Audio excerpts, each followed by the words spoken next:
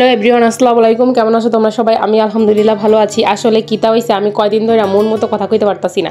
বিদেশ আইছি, এখন যদি আমার মতো করে কথা কই তাইলে মানুষ আমাদেরকে হা করে তাকাই থাকবো। সবচেয়ে বড় কথা তা না, আমি যে বেশি বেশি পক পক করি, এই এত কথা বলা মানুষ দেখলে হাসবো।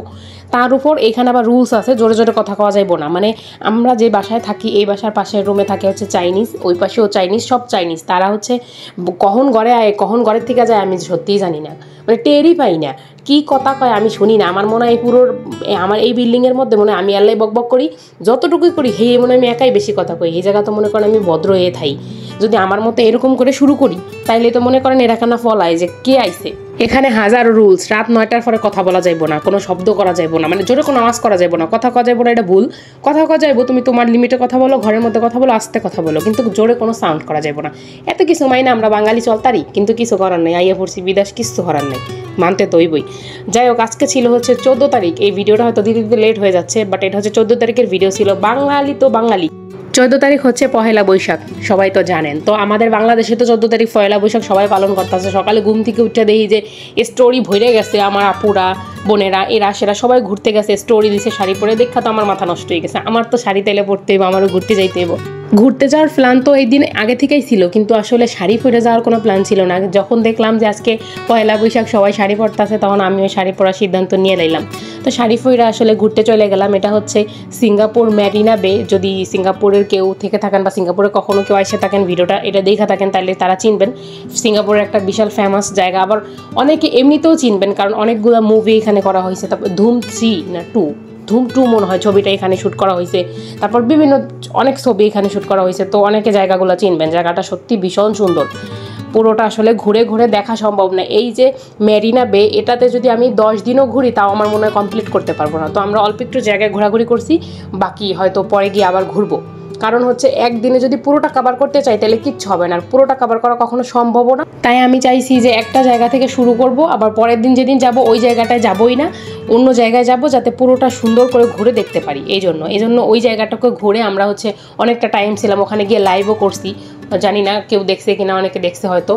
তো হচ্ছে ওই জায়গাটাতে মানে একটা জায়গাতেই মানে স্পেস নিয়ে ঘোরাঘুরি করছি, যাতে হচ্ছে এই জায়গাটা সুন্দর করে দেখতে পারি। সত্যি একটা কথা কি, দেশের জন্য তো মায়া অবশ্যই আছে। দেশের জায়গাটা খুব পছন্দ, দেশটা খুব ভালোবাসি, কিন্তু বিদেশ মানে এদের দেশটা খুব উন্নত। হ্যাঁ, সিঙ্গাপুর ছোট একটা রাষ্ট্র, বাট দেশটা খুবই উন্নত। মানে চারপাশটা এত সুন্দর, সব ক্লিন, মানে এত নিট অ্যান্ড ক্লিন। তারপর সব মানে সব রুলস রেগুলেশন দেখলে একটু অবাক লাগে, একটু খারাপ লাগে যে এত রুলসের মধ্যে চলা যায় নাকি। কিন্তু সত্যি এই রুলসগুলো মাইনা চললে মানে পরিবেশটা আমাদেরই সুন্দর থাকে। সিঙ্গাপুরে হলিডে হচ্ছে রবিবারে। তো রবিবারে ঘুরতে যাওয়ার কথা ছিল, যাই নাই, ভিড় হবে বেশি এই জন্য। কিন্তু রবিবারের পরে গিয়েও দেখি সেম ভিড় যেখানে থাকবে সেখানে থাকবে। এত সুন্দর একটা জায়গা, ভিড় থাকাটা তো স্বাভাবিক। কিন্তু এখানে হচ্ছে আজকে যারা আছে এরা হচ্ছে সব ট্যুরিস্ট, ঠিক আছে। ট্যুরিস্টে যারা আসে এরা হচ্ছে রবিবার ছাড়াও অন্য মানে হলিডে ছাড়া অন্য ডেতেও এখানে ভিড় থাকে ট্যুরিস্টের জন্য।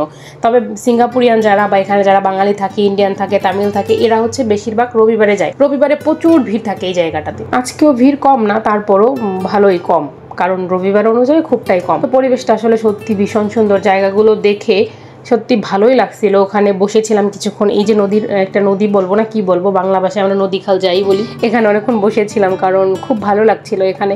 আসলে এখানে বসে বসে রাতের অপেক্ষা করছিলাম, কারণ রাতের শহরটা দেখতে চাচ্ছিলাম যে রাতের শহরটা কত সুন্দর বা কিরকম। এই জন্য ওয়েট করছিলাম যে সন্ধ্যা হোক, তারপর আসলে একটু ঘুরে তারপর চলে যাব। অপেক্ষা করে আসলে হতাশ হয়নি, কারণ রাতের ভিউটা ভীষণ ভীষণ সুন্দর ছিল। আপনারা একটু দেখেন, ভীষণ ভালো লাগবে, সত্যি বলছি।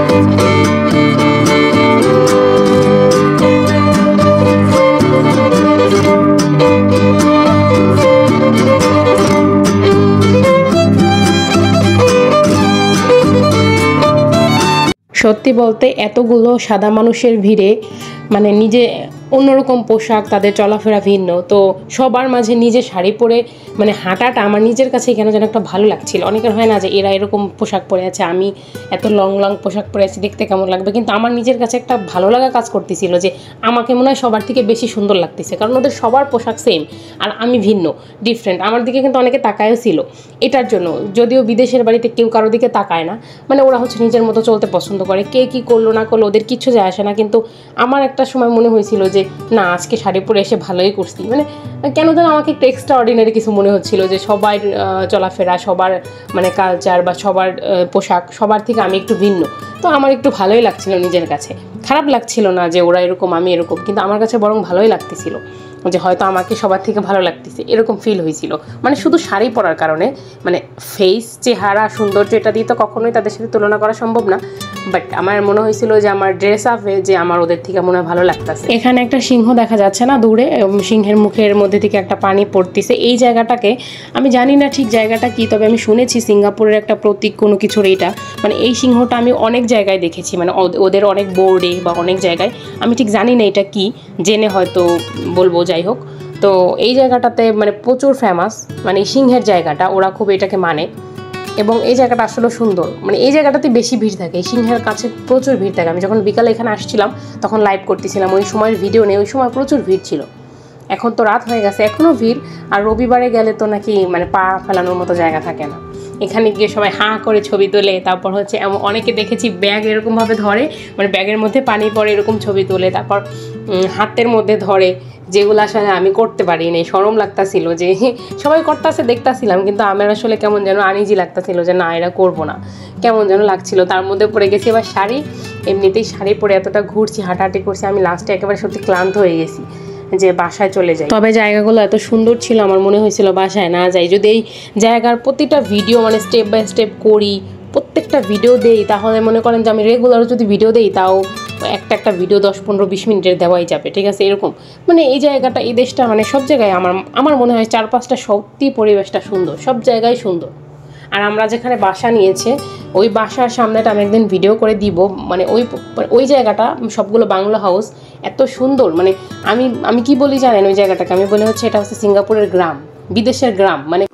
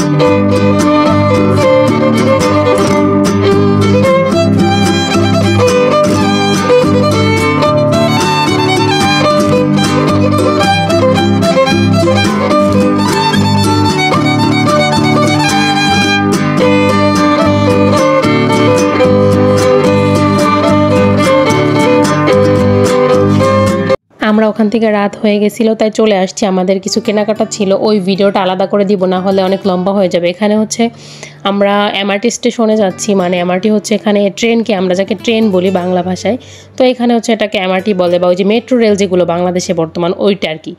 তো একটা জিনিস আমি খেয়াল করছি এদেশে, এটা হচ্ছে মাটির নিচে, মানে যত মেট্রো রেল মানে যত এমআরটি স্টেশন সব হচ্ছে মাটির নিচে, মাটির নিচ দিয়ে যায় সব কিছু। মানে এই যে আমরা মাত্র ঢুকলাম, এই যে নিচের দিকে যাচ্ছি এইটুকু না, ভিতরে অনেকটা, আমি আলাদা একটা ভিডিও করব এটা নিয়ে, শুধু মানে এই এমআরটি স্টেশনগুলো মাটির নিচে কতটা জায়গা মানে এত সুন্দর করে করছে, কখনো বোঝাই যায় না যেটা মাটির নিচে জায়গা বা মাটির নিচে এত সুন্দর করে করা যায়। সত্যি মানে এই সিঙ্গাপুরে শুধু এটা আছে, আমি যতদূর শুনেছি যে সব কিছু মানে প্রত্যেকটা এমআরটি স্টেশন হচ্ছে মাটির নিচে, কিন্তু দেখলে কিন্তু একদমই বোঝা যায় না যেগুলো মাটির নিচে। আমরা অলরেডি রেলে উঠে পড়েছি, মানে মেট্রো রেল, বাংলায় মেট্রো রেল, এখানে এমআরটি বলে। তো এখানে এসে আমরা আসলে মার্কেটে চলে গেছিলাম, এখানে কিছু কেনাকাটা করেছি, ওটা আলাদা একটা ভিডিও দিব, কারণ একটা ভিডিওর মধ্যে দিলে আসলে ভিডিওটা অনেক লম্বা হয়ে যাবে। এই ভিডিওটা আজকে লম্বা করবো না, ভিডিওটা আজকে এখানেই শেষ করবো।